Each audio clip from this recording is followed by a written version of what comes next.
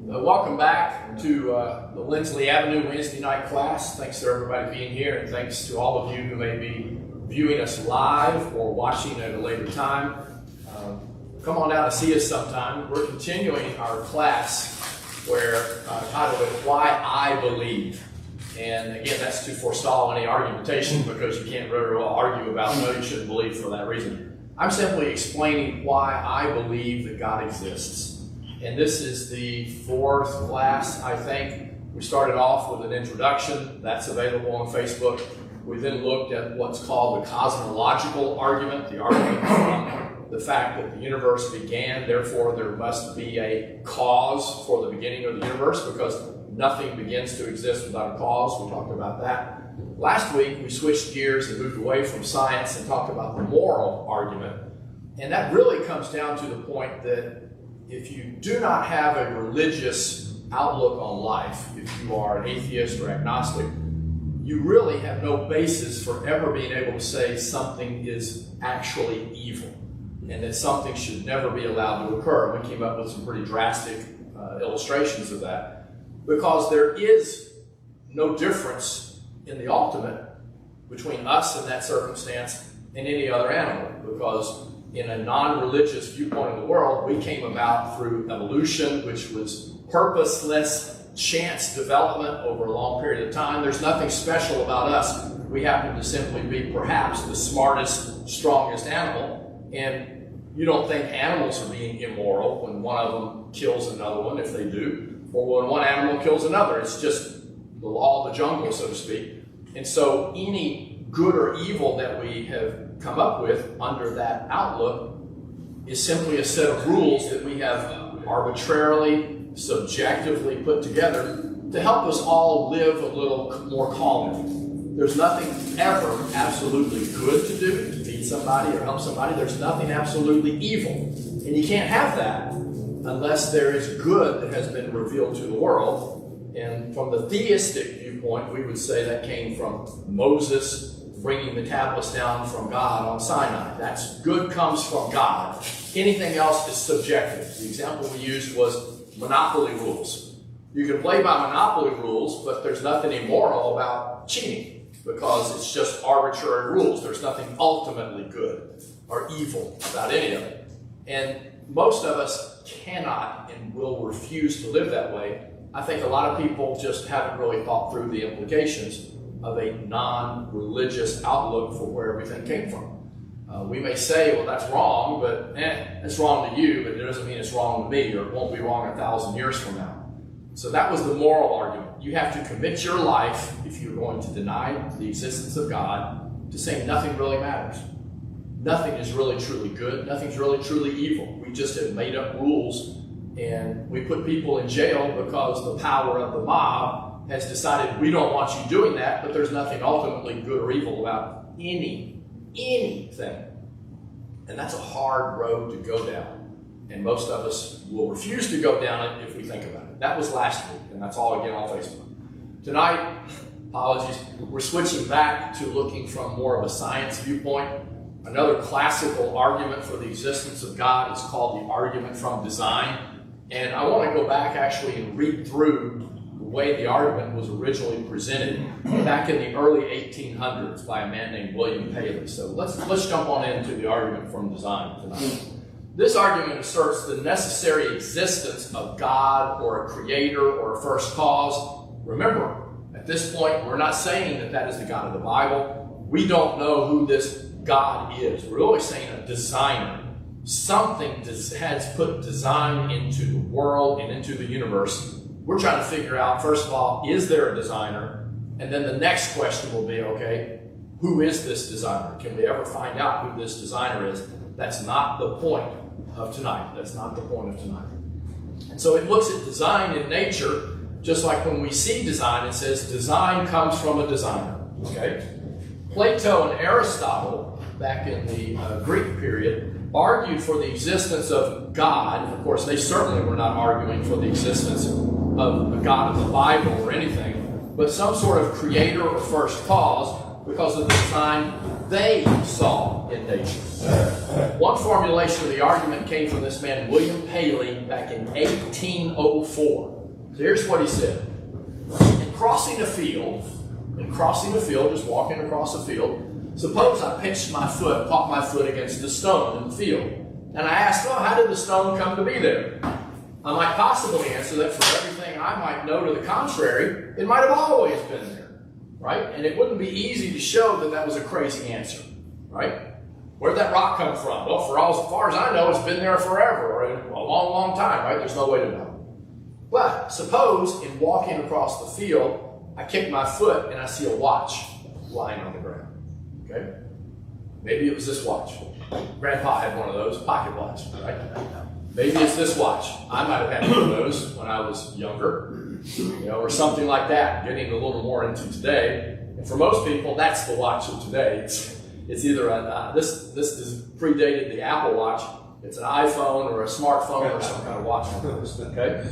So the question is, for this reason and for no other than when we come to inspect the watch, we perceive a design in the watch that was not evident in the stone. Think about a rock outside the building or a rock you might see on the street corner. You don't see that rock and go, somebody created this rock, somebody worked on this rock, somebody designed this rock. But if you find an iPhone on the street, you're going to think, well, Steve Jobs or somebody, Apple, somebody designed this watch. Its parts were put together with a purpose in mind. They are so formed and adjusted as to produce motion, thinking about old watches that had gears and things inside it, right? And that motion is so regulated that the hands on the watch, again, old watch, would point to the correct hour of the day. Think about the clock on the wall over here, right? If any of the different parts had been differently shaped from what they are, or a different size from what they are, or placed in any other manner or connection within this watch, other than the way they are put together, the watch would not tell the time, certainly not properly. And either no motion would occur in the watch, or it just would not tell the time, right? It would not serve the purpose that the watch was put together. Imagine that clock up there on the wall, right? If I take a hammer to it 3 or 4 times, you think it's just going to keep on ticking? The Timex, right, in the old days might have kept on ticking. But that, if I took that apart, I don't know that I'd be able to get the thing back together so that it worked. I'm not a watch designer. But when we see something that screams purpose and design, we know somebody put the thing together. And so again, imagine walking across a field, one foot kicks a rock, the other kicks an iPhone. Well, they might have, for all I know, always have been here, right? The stone's always been here, and that may look like a lot, an iPhone or a watch, but it's always been here as well. If you try to pass them off as the same, we just know that's not going to be true. Okay?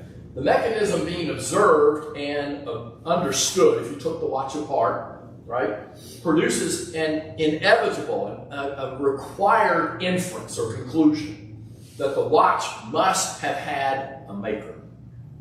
Right? It must have had a maker.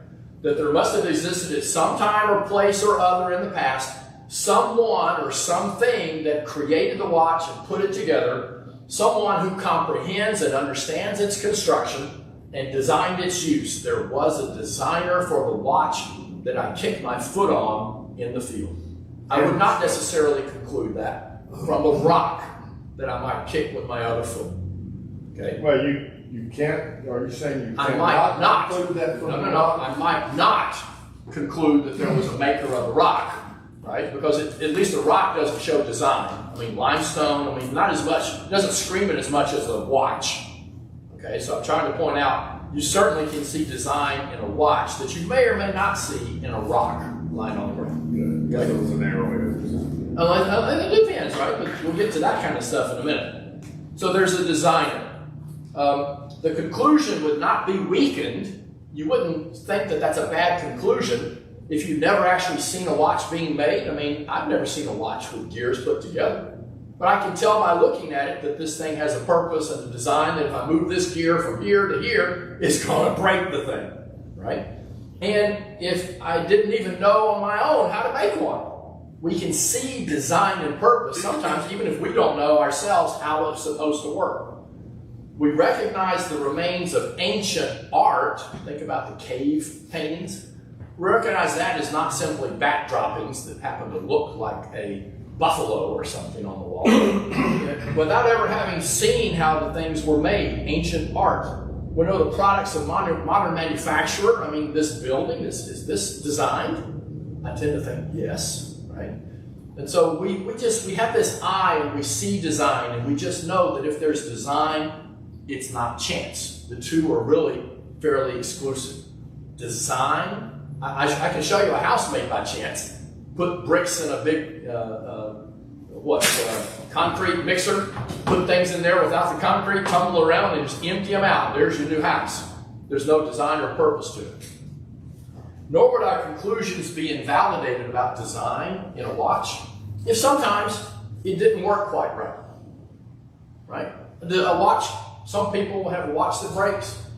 Your glasses that you've got on your head, right? I think they have a design. I mean, they've got the two hooks to fit over the ear. They've got something to help it fit on the nose. It even seems designed for people. But the glasses may break sometime. They may be the wrong prescription. One of them may be slightly out of whack, but doesn't mean there's not a design to a set of eyeglasses. Okay?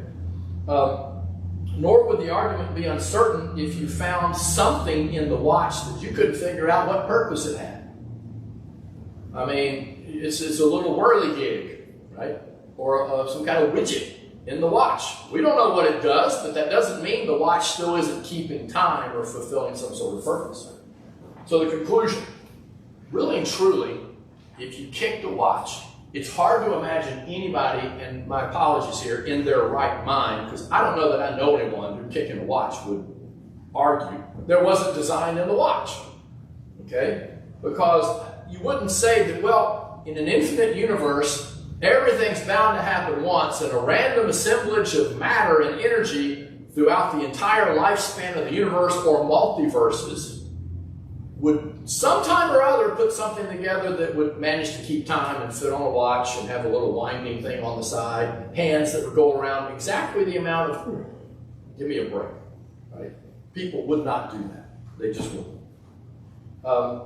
Nor would it help to say there exists some kind of a principle of order that might eventually put a watch together if you had parts in a box and shook it a lot, right? This principle of order that is not intelligent, just randomly shaking things in a box, is not going to put the watch together and fit it perfectly for the time it needs here to keep time on Earth. It just doesn't work. And that's a nod to somebody that might think that evolution might design us, not unless there's some intelligence guiding it. Remember, at this point, all we're really trying to do is say there's an intelligence that exists. I'm not interested at all in any second order questions about whether evolution is guided by a force or not. That's a different question. Remember, we get people on team God first. Then you worry about any of these other questions rather than chasing after rabbits or side issues to the team God issue versus no team God issue.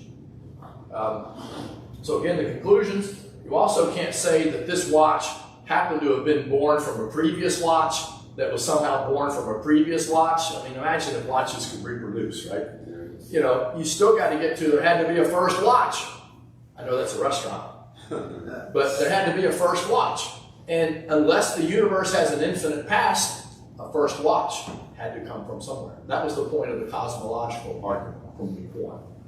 The universe does not have an infinite past, because that would mean the series of past seconds, right? There's how many seconds in a day? Is it 86,000 or something like that? I don't know. It's 3,600 in an hour.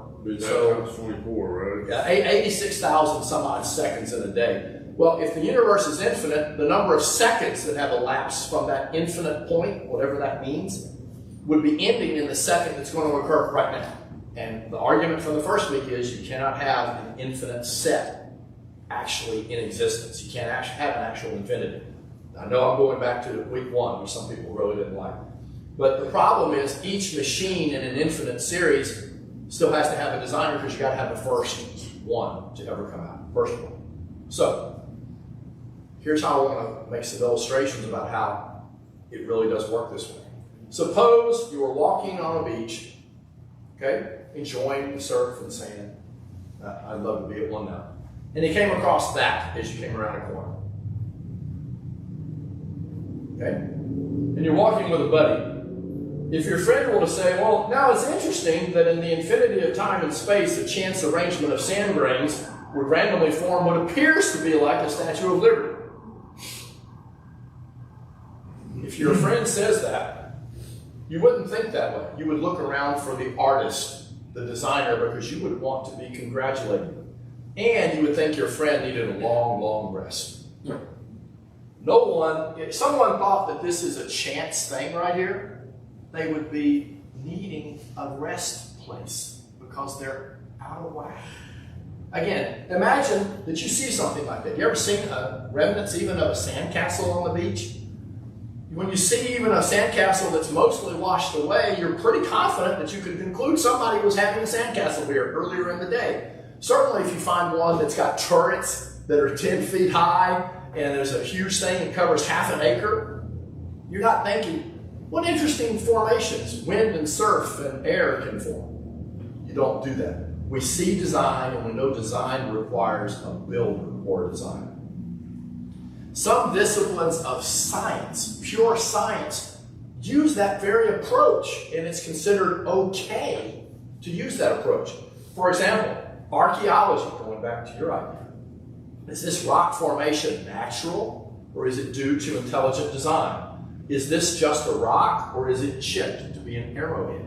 Think of the Clovis arrowheads, which we're told are the oldest arrowheads in North America.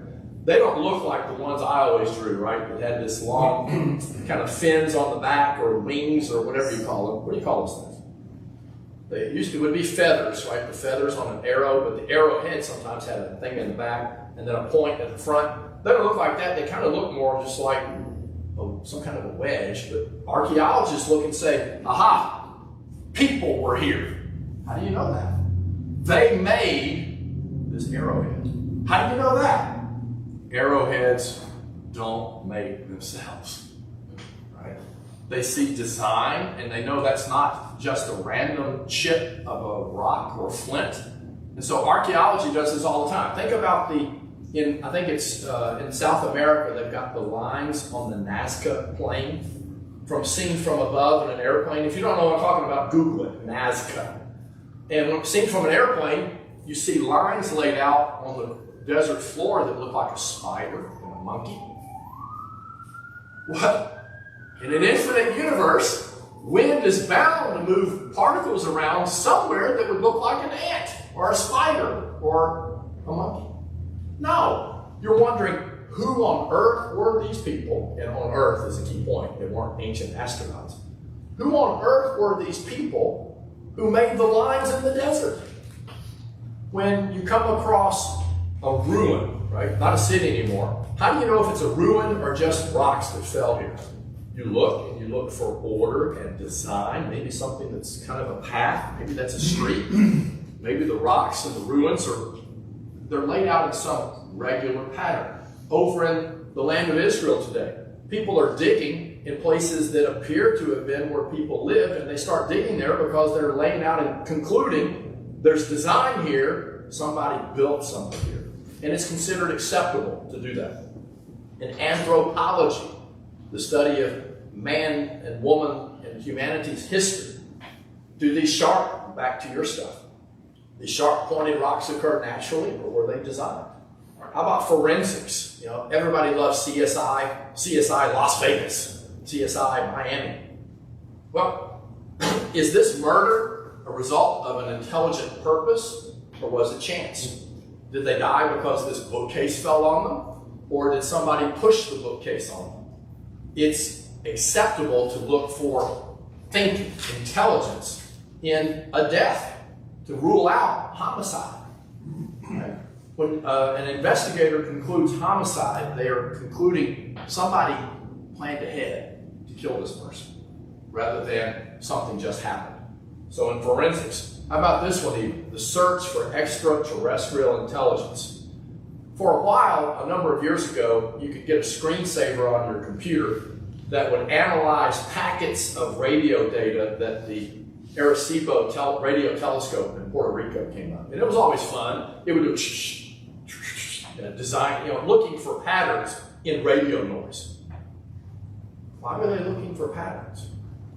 Because if they found a pattern that did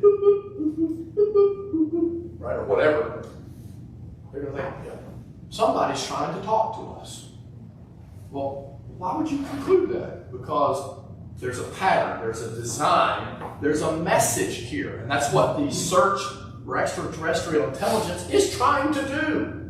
We sent out, beamed, I think it was 1974, a message to someplace really, really far away, 50,000 light years away or something like that. It was a globular cluster. And we sent some message with the hope that somebody might hear it, right? Which is going to be very unlikely if there is somebody out there. And they could reconstruct something about us. Wouldn't that require the civilization you're trying to talk to see something and think design requires somebody sent it? Yes, it would. And so the whole branch of search for extraterrestrial intelligence is built upon the idea that you can see design, and if you do, requires a designer. So it's not something that's anti-scientific to look for design and think and conclude that there's a designer. So the point of the analogy of the watch is this, okay?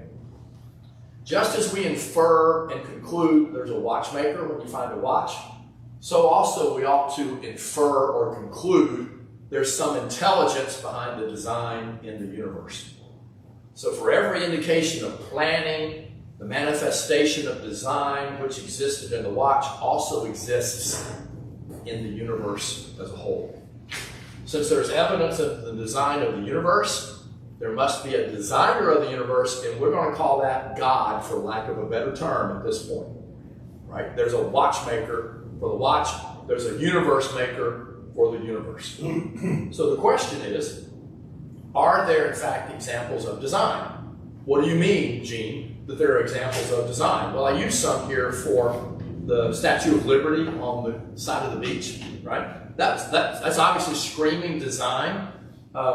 Let's look for a bit at some examples of design. So here's a question. The 10th graders that I used to teach this to would finally wake up when we started talking about this. Let's talk about the stomach. So why doesn't the stomach digest itself? Okay? Now, some people, it goes bad and you end up with an ulcer. And an ulcer in the stomach really, truly has started trying to digest itself. But our stomachs are really marvelous things, right? Your stomach secretes a mixture of digestive juices so strong they can dissolve zinc. Now, I'm told, please don't do this, right? I'm told that if you were to swallow a penny and you didn't get choked or have a digestive system problem, the stomach acid is so strong it can actually dissolve the penny, because pennies are mostly made of zinc. Please don't do that. Well, I saw it on the internet, so this guy said to do it. Oh, please don't do that. So you've got digestive juices, pepsin and hydrochloric acid. Pepsin digests protein. So when you eat the hamburger, pepsin in the stomach, secreted in the stomach, goes after the protein. It's not very corrosive. If you had a thing of pepsin, right, you poured it on your hand, it'd probably stink or look bad or whatever, but it's not going to just, get off! You're not going to be screaming like that. Hydrochloric acid, on the other hand, bad news. If you had that in chemistry class or something like that, you're very careful. You're wearing big gloves. You're not just, that isn't something you throw on a buddy just for kicks, right? It will eat through skin or muscle. It's that corrosive. And it will even go through metal plates of zinc, magnesium, or aluminum. That's in your stomach. So why don't I just end up with a hole in my stomach? Why I'm sitting here, wait, there it goes, oh! It finally ate through the side of my body here, the hydrochloric acid. How can the stomach secrete an acid like that? And still, most of the time, for most of us, right, nobody here has a oozing hole in their stomach, I hope. If so, we'll call a doctor. But most of us, most of our lives, don't have it eat through the whole stomach. So how can it do that? Well, there are 3 separate systems inside the stomach that keep that from happening. It protects itself, it has to, from the hydrochloric acid. First of these is the lining of the stomach that's called the gastric mucosa. Think of a mucous membrane, right, inside your mouth, stuff like that. This is the membrane inside the gastric system of your stomach. So a layer of cells, very dense, and reproduces itself very rapidly. Think about it, right? Hydrochloric acid's on it all the time. It's got to keep reproducing itself because the hydrochloric acid keeps eating away cell after cell after cell. It can regenerate roughly maybe 500,000 cells a minute. Now, the cells are tiny, right? But that's doing a lot. In fact, the entire gastric mucosa inside your stomach can reproduce itself in about 3 days, replace itself in about 3 days. Why is that needed? Because it's carrying around like radioactive hydrochloric acid stuff that would just kill you and burn a hole through the side of your abdomen. It's the first layer. The second factor is that the cells of the gastric mucosa are made in a way that the cell walls are made of lipids. Lipids are fat. They're fatty substances which have ionic acids on the outside of them, and they have the acids of hydrochloric acid have a hard time penetrating. So not only is it offering itself up, here, burn me up, and I'm going to keep replacing myself, it's hard. It's one of the harder things for hydrochloric acid to eat through. What is it? The fat? The gastric mucosa are made up of cells that have lipids on the outside, and that's the perfect defense against the hydrochloric acid. The third one is the mechanism is that the outer layer of cells in the stomach are covered with carbohydrates, which somehow or other happen to reduce the effect on the stomach of the acids. So let me ask yourself, how many of you have ever eaten a jalapeno pepper or a thick pretzel, stuff like that, right? You can throw all sorts of things at your stomach, and from time to time your stomach throws it back in terms of getting that at you. But we throw all sorts of things, from Mexican to broccoli to who knows what, at your stomach, and it just processes it right through. Which came first? Think about it, right? The chicken or the egg. Which comes first here? Suppose I'm one of because the non-religious view of the world says things develop from one single cell. So suppose I am the first being on the face of the earth, animal of any kind, that has a stomach. Oh, you know what that does? That means I can eat stuff. And so I go and get an apple, I take a bite of it. I pick up a jalapeno, I get a bite of it. Let's try this twig, I take a bite of it. I don't know any better, I've never eaten before. So if I have the stomach just developing, what does the stomach need? It needs hydrochloric acid or something like it to digest that stuff. Now, why would the stomach have a structure that could handle hydrochloric acid before it had hydrochloric acid? If you had hydrochloric acid first, you're going to die because it will just eat through the hole in your stomach. You'll have a nice hole in the abdomen. You put in jalapeno, it falls out, right? And if you don't have the hydrochloric acid, you can't digest most of the stuff you eat. You got to have both. Why on earth would you think that it's random chance that in life's history they all did? Well, isn't that a nice coincidence? The stomach's defensiveness and the lining of the stomach that can handle hydrochloric acid developed at the same time the stomach started spitting out hydrochloric acid? I don't really think so. And again, this is what you would call design. It allows us to eat things that we enjoy, chocolate, the cookies, all the stuff that we abuse our stomachs with, including bacon. Shout out to bacon. And it is a design that's present. It's just there. Really? You think that came about by a lucky chance for all of us? Because of this carefully designed structure, right, we can eat anything and we don't have our stomach fall out or a hole eaten into it. Explaining the origin like this on the basis of trial and error seems to ignore that lethal factor of having a stomach that doesn't dissolve and digest something you eat, but also having a stomach that would eat itself. You can't have both going on at the same time. Is it not perhaps more realistic, and I'm violating one of my rules here, I'm throwing in a Bible verse, which I'm not trying to do, but perhaps give some thought to the idea that maybe I'm really fearfully and wonderfully made instead of a product of chance. Part of the plan is that digestive system can take a great deal of abuse. I mean, if you eat burritos and all this other kind of stuff, you're causing your stomach all sorts of grief. That's why the antacids and the Pepsid AC and all this other stuff are so prominent today, because we're abusing our stomachs, and it still takes a licking to go back to the watch and keeps on ticking. How about this one? This one's much more technical. Blood clotting. Does your blood clot when you get a cut? Hopefully nobody in here is a hemophiliac. But if you're a hemophiliac and you get a cut, it can be a life-threatening situation because you're going to keep bleeding. And if you keep bleeding, right, you go to the Red Cross and donate. Suppose they don't take the thing out and put a Band-Aid on. Then you're just going to bleed to death. And so when you get a cut, it needs to clot and stop bleeding. So where did the first animal that got a cut, right, that got a clot, get that ability? Let's think about that for a minute. The first animal, right, running around, runs into a spike on a bush. It's got a cut, starts bleeding. It needs to clot or the animal's going to die. Okay? It's a hemophiliac kind of animal in that sense because it's going to get that cut and die. So the crystal clear answer from that is it had to have the right DNA. You had to have structure in there that would have the process by which blood clots. Do you know how blood clots? I didn't before I was preparing for this some time ago. Right? Darwinian evolution, the non-religious outlook to the world, says that all these mutations that develop this process by which blood clots came about by chance one at a time. So you get this animal that has the first step in the blood clotting process. DNA's right, first step, that's great, gets a cut, dies, because it takes more than the first step. So that first step doesn't really do any good unless all the other steps to clot blood are present. So you have that first step, it's a step ahead toward blood clotting. The animal may survive if the blood clots, but it dies because the first step doesn't stop the bleeding.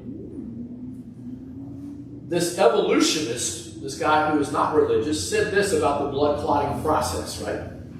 He said, it's a host defense system that evolved over millions of years. As the earliest living organisms evolved from single cells to more complex forms, they developed circulatory systems to supply oxygen and other vital nutrients to their multi-celled bodies. That's why your foot's getting some nutrition from those jalapenos you ate. Without a clotting response to protect against injury, the circulatory system carrying blood and nutrients to my hands, my feet, my head, and everything else would not be able to prevent fatal leaks. Right? You'd bleed to death. Evolution as we know it would have been impossible, and only the simplest forms of life that don't require a circulatory system or blood would have been possible. Those are the only ones that would have existed. He's talking about hemophilia. Right? So you got to have this system, or none of us would be here. It's a required system. People without it are in great danger. They're in great danger. One could say that animals were designed, perhaps, with the ability to form effective blood clots. So how does blood clot? When you get a cut, your body attempts to stop the loss of blood in three ways. First, the blood vessels around the cut contract. They try to squeeze it off. There's a reaction. Don't cut yourself to try that. But if you were under a microscope looking at it, it would constrict. So that tries to stop the flow of blood, right? At the same time, platelets, and you can go donate platelets. The Red Cross really is always looking for those. I try to give blood whenever I can. Platelets adhere to collagen fibers of the damaged blood vessel's wall and tries to form a plug. You know, think about water going out of the tub. You're trying to stop where the water's going out. So the first step might be to make the hole smaller. That's what happens when the blood vessels constrict. So you got the hole this big at the bottom of the tub, it starts trying to get smaller. And imagine if you were pouring plastic in the tub, don't do that, but something to kind of get over the hole so it would try to stop it from flowing out.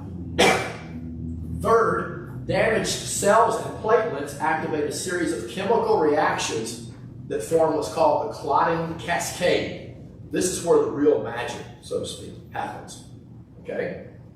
This final goal is to have these, it's like a weave of threads that will form a cover over where you're cut and effectively replace the tissue, connect the tissue again where you had the cut. Clotting enzymes or proteins called factors, in order to do anything, an enzyme has to be activated, turned on. They're activated by some other chemical. It's a very complicated process, and you're going to not believe how complicated the process is.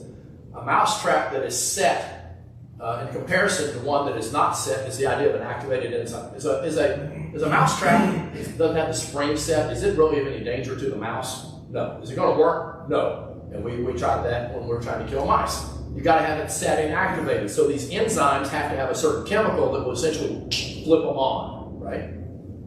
Now, here's what is required for blood to clot. A cut occurs and the Hagman factor sticks to the surface of cells near the wound. Bound Hagman factor reacts with another enzyme called HMK to produce activated Hagman.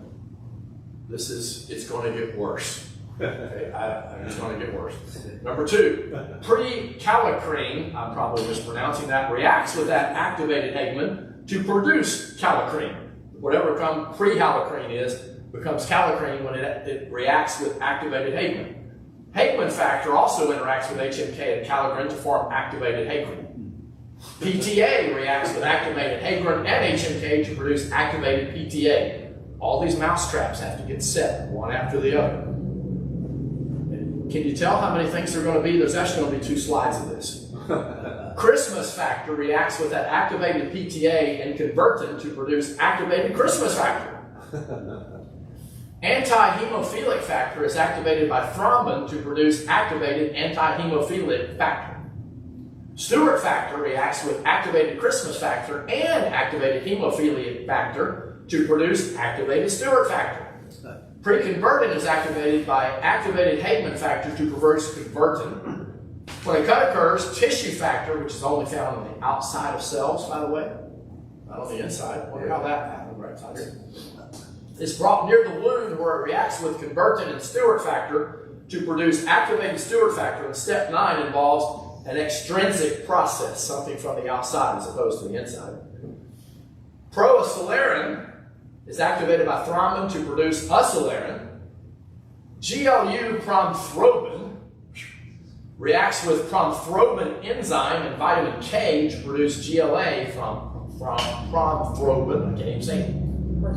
Okay, you know what it is. This is good. I'm preaching to the choir over here at the other table. These are the first 11 steps. We're not done yet. If you just have these 11 steps, you bleed to death, or you're going to still keep bleeding.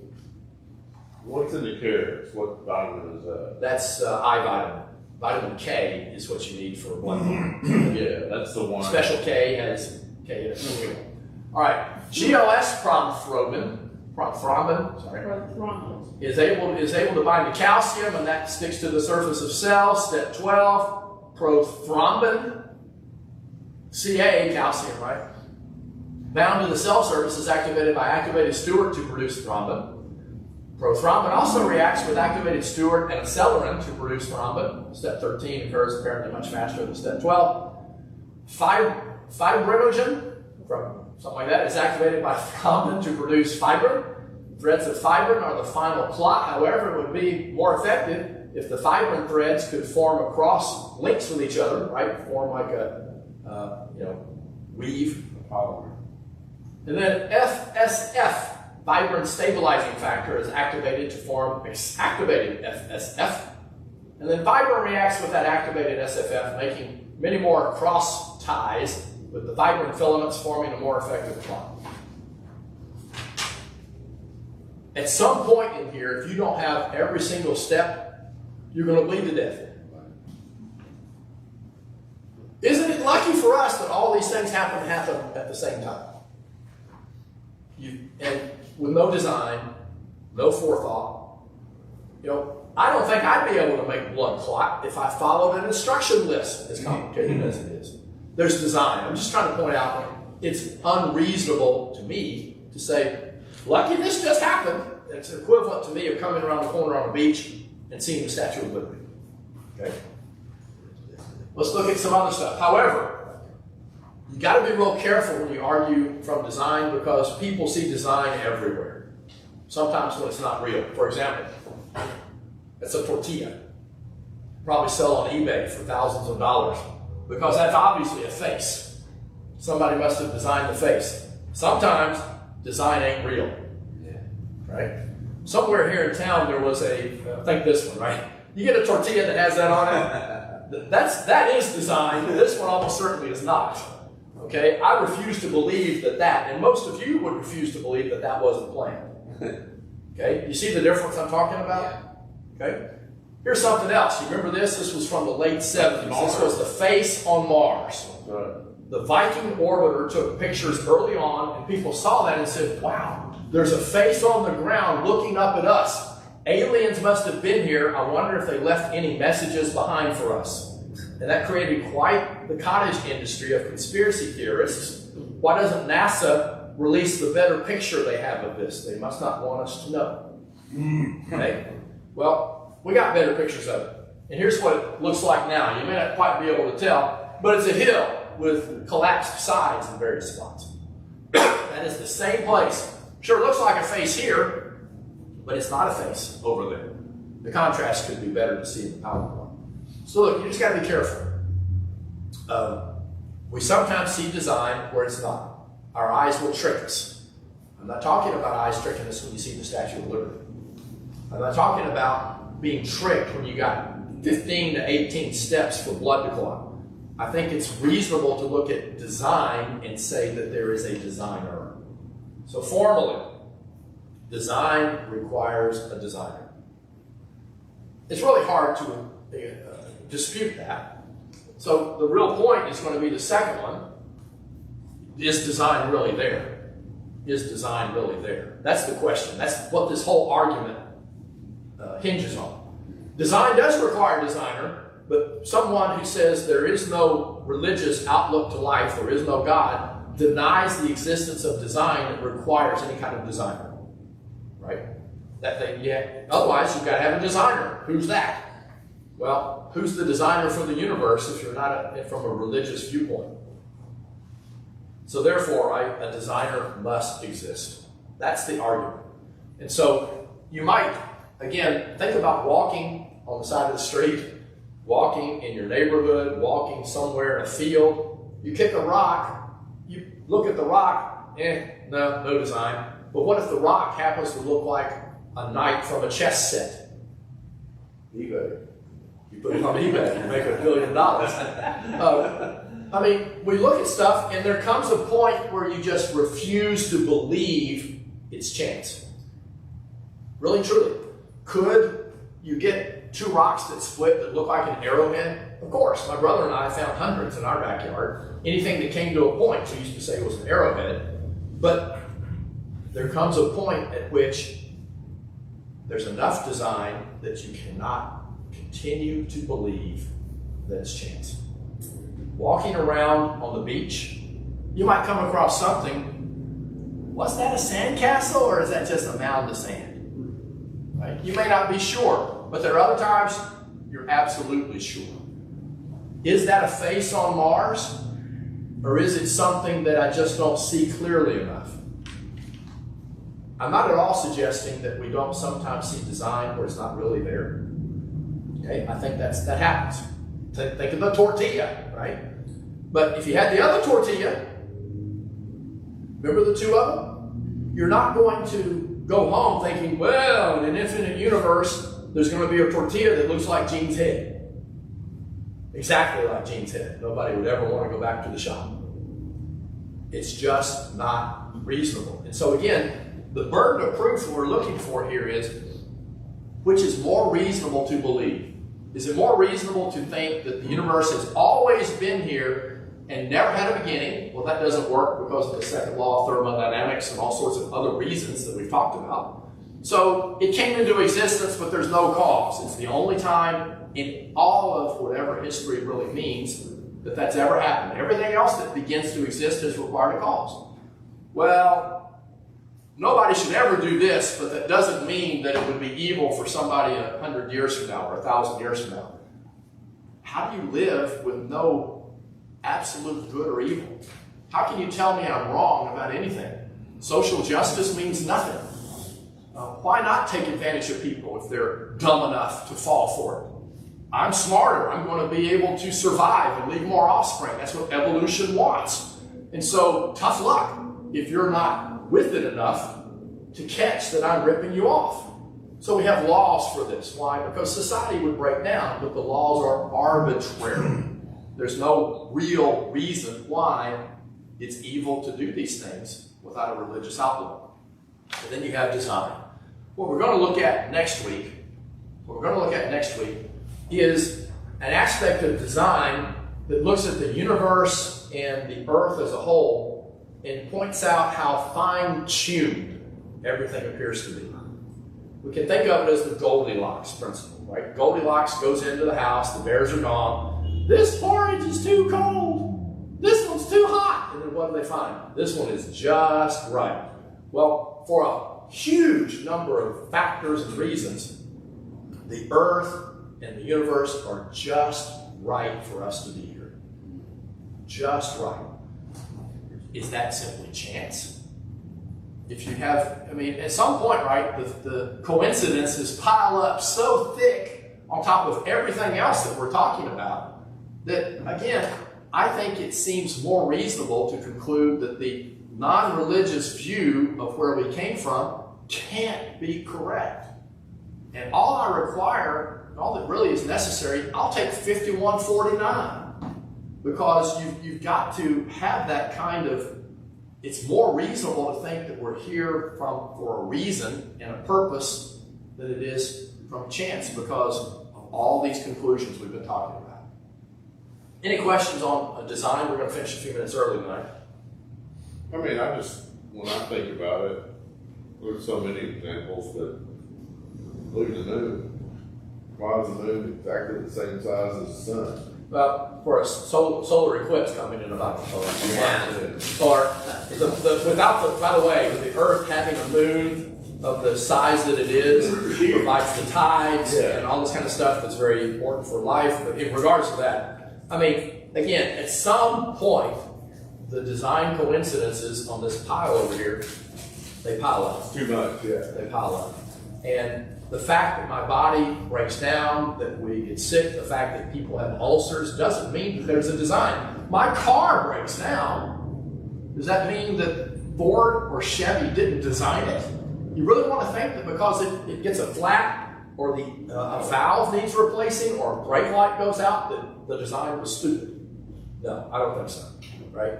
So look, it's a holistic argument I'm making here. It's okay if somebody doesn't see one or doesn't really go, that one I don't buy that one, Gene.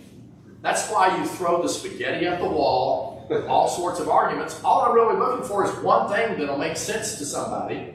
I see all of these. Some of them are clearer to me than others, but I want something to work. I want people to listen long enough to hear them all out, because how do you know the next argument that we're going to talk about isn't the one that makes the light bulb go off? I understand now.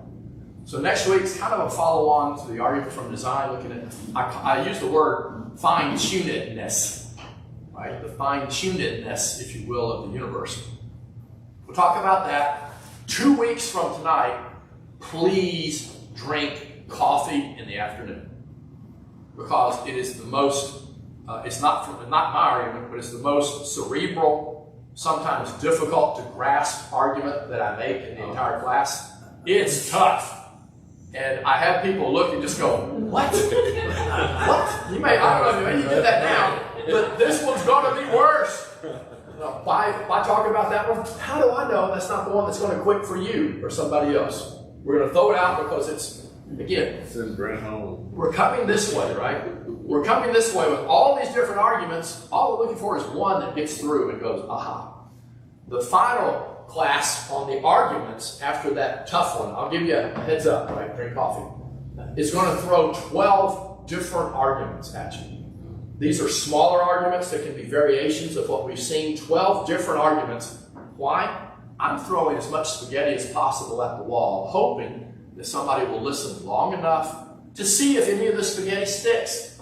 If you walk off without listening and hearing what spaghetti is thrown next, how do you know whether that next spaghetti might actually go, wait, I see now, right? That's why we're going through this. And that's why with our initial passage up there from 1 Peter, we as Christians really need to be always prepared, ready to make a defense or give an answer to anyone that asks us for why we have hope, why we believe.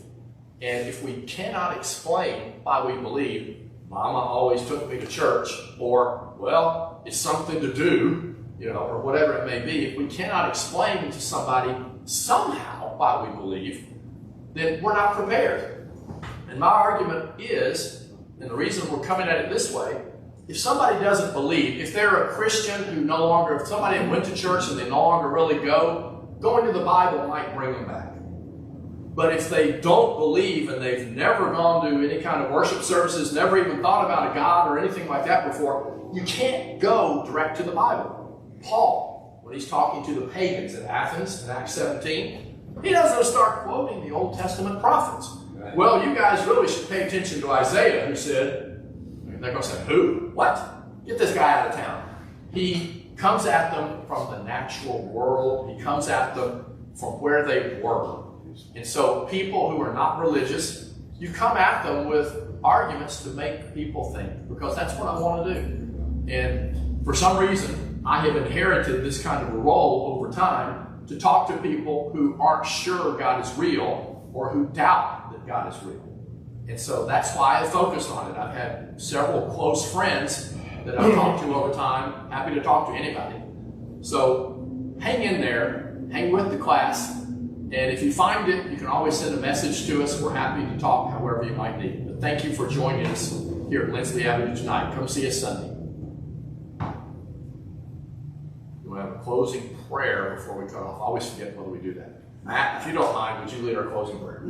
Thank you, dear Lord, for just discussing all these different avenues of trying to witness to someone that doesn't have a good foundation, or maybe they have a different foundation of just whether or not there is God exists, and just help us learn more. And please be with all the people at home that couldn't make it, or they're traveling, or maybe they're dealing with illnesses. In the name of Jesus Christ, I ask and pray. Amen. Amen. I do remember to pray. I just don't